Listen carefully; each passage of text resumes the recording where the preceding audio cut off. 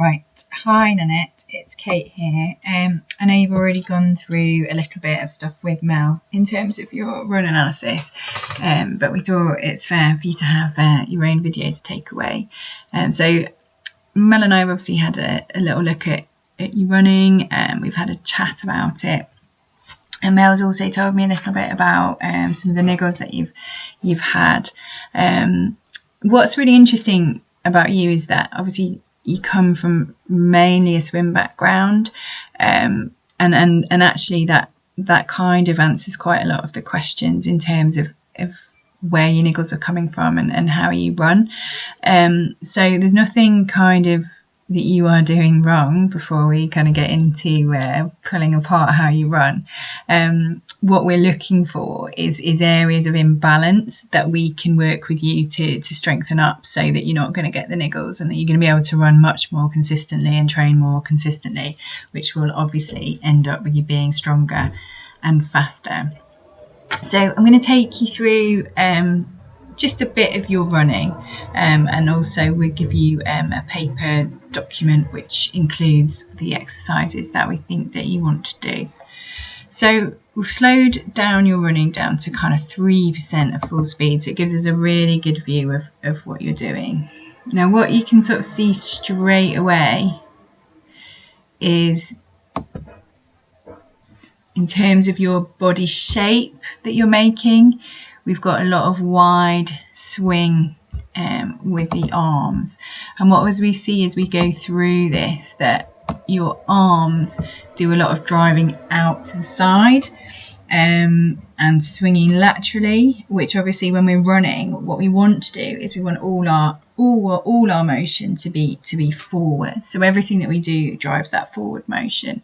So we need to kind of work on some drills with the arms. And one of the easiest places to start with the arms is like a visualization.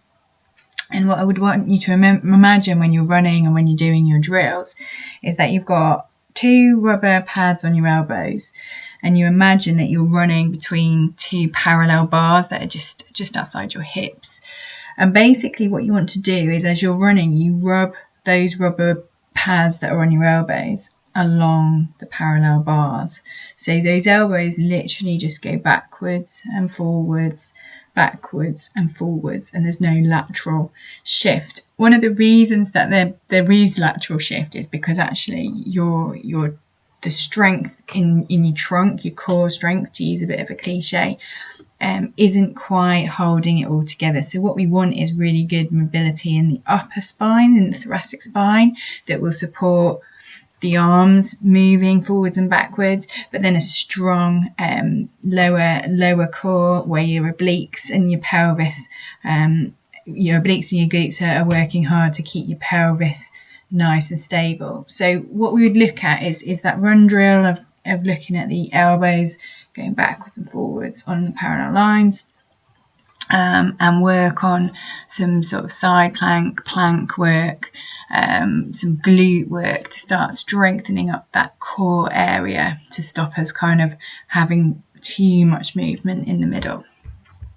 So if we carry on sort of looking, so we see here your head position is fairly good, and we've already noticed straight away that your arms are kind of wide.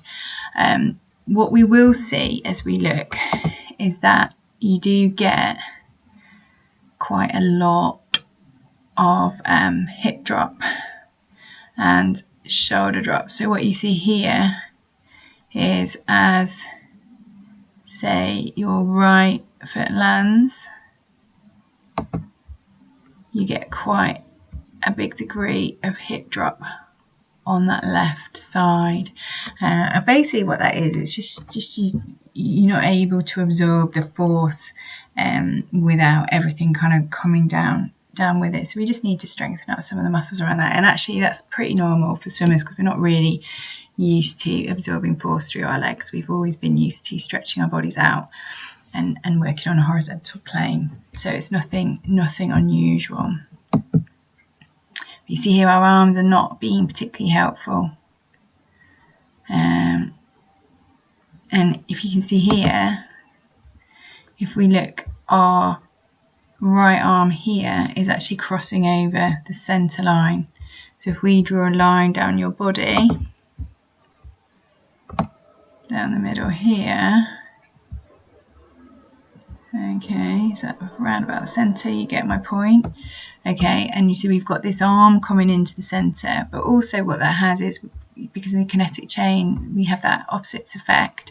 So if your arm crosses the centre line, then actually so does your leg, and what we want is your leg to be landing under the hip, and actually at the moment your leg is really landing way beyond the centre line.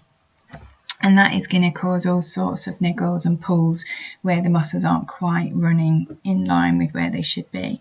So the first thing we'll look at is working on those arms. Second thing we look at is working on the core area, and then we'll move down into the lower body and start looking at how we get rid of that crossover. But it's a bit like swimming. So if you cross over at the front end, your legs kick out at the back end and you end up snaking. But quite often if you sort the arms out, the legs sort out themselves. So hopefully by the combined approach we'll eliminate a lot of that crossover, because as you see it's quite extreme down here. See, that foot is right over on the other side to where we would expect it to be. So if I just save that image for you. Okay, so we'll keep going. So you keep running.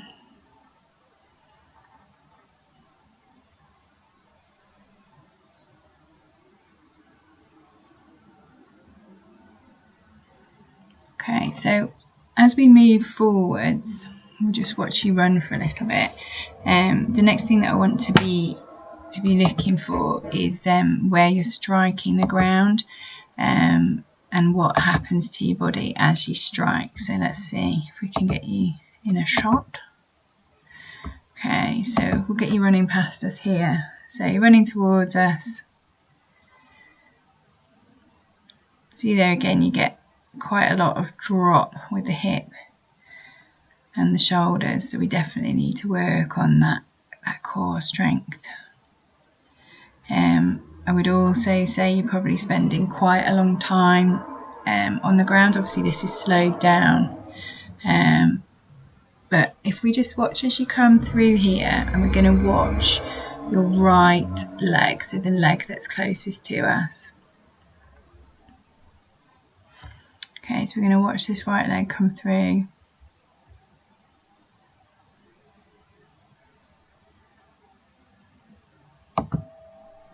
Okay, so we've got the crossover here. We've got the arm swinging out wide. And we've also got the foot landing fairly far in front of the body, which kind of gives you that leaning back kind of feel, that you're not actually moving forwards in the sense of running forwards. Obviously a little bit on that side as well, so you're overstriding just a little bit. Missed your feet off here, but see if we can get one of your feet. Hang on. Okay, so I've got some picture of your feet here. So what you can see there is that you're landing with a heel strike, and heel striking on its own is not particularly an issue, but what we can see is that left leg, the knee is slightly locked out, and the knee is behind the ankle, which is going to be creating, you can see already that kind of backwards lean that you've got, but also the impact is going to go straight through your heel, through your ankle and up into your knee, because that knee's locked out. So what we would look to do is work with you on some drills and doing some heel repeats to try and kind of increase your cadence, which will bring the leg slightly under the body. So we'll do some static drills where you're basically planting the foot under the body rather than reaching forwards with the foot and then bringing the body over the foot. So the foot needs to land under the body, and we'll help you to do that. So if we see here, so the foot lands, you can see that hip drop on the other side.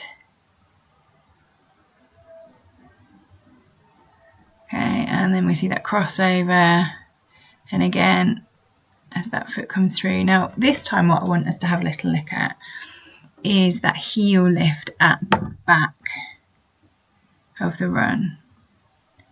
So probably that's as high as the heel goes.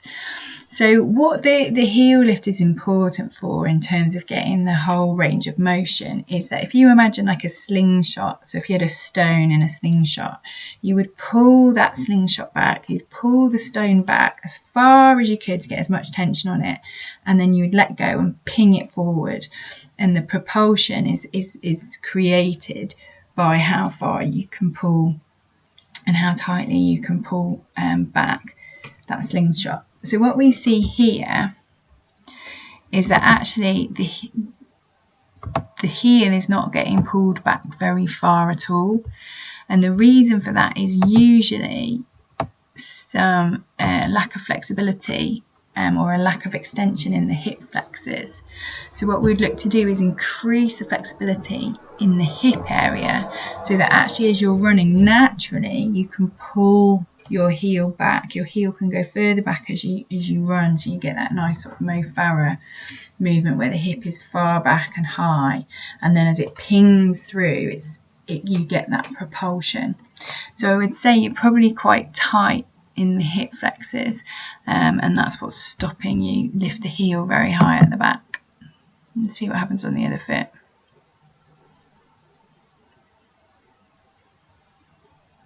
So you see here again, you've got that slight overstride, and then your heel doesn't get any higher than that.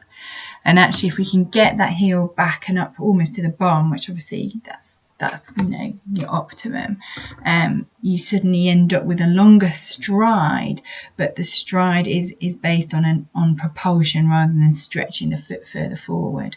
So you get that slingshot effect. So the heel goes up and back, then the force is let rip forwards and you land underneath the body, but you've done a bigger stride. So that's something we really do need to work on, is the hip extension.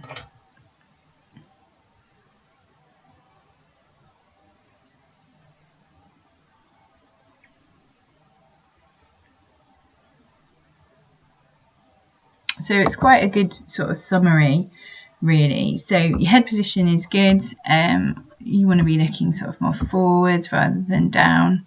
I think we could do some work in terms of the mobility in the upper thoracic spine, so that you can move your arms forwards and backwards without the whole of your torso moving with it. So you need to almost be able to separate the upper and lower spine, so that the upper spine mobility lets your arms drive forward and back rather than swinging out to the side. You need to strengthen up the obliques and the glutes to stop that hip drop and stop too much of the shoulder drop. And then working through, once we've got the glutes and the core a bit stronger, we'll look at working on the hip flexion so that you can really pull that heel back and get some more propulsion. And we'll also work on that crossover. So the crossover fix will come mainly from the arms, but also making sure that in true swimmer style, that knee doesn't collapse inside the ankle, because that's what tends to happen, is as you cross over, your knee then collapses in, and that puts a load of stress on the knee joint, which is probably where you're getting some of the niggles. So we'll do some kind of different lunges, single-legged squats that will help with that. And then in terms of the slight overstride, we look at different drill sets, so piston drills, cans to minimise the contact time with the ground, but also some drills to kind of look at the muscle memory in terms of what motion your leg is supposed to be doing. So I think like working through those things will really sort of tweak your run, because obviously your run is fine, but in order to go faster and further and be stronger, I think by working on those key areas you'll be able to see some really positive improvement. So good luck and well done, and if you have any questions, just please do ask me or Mel. Bye.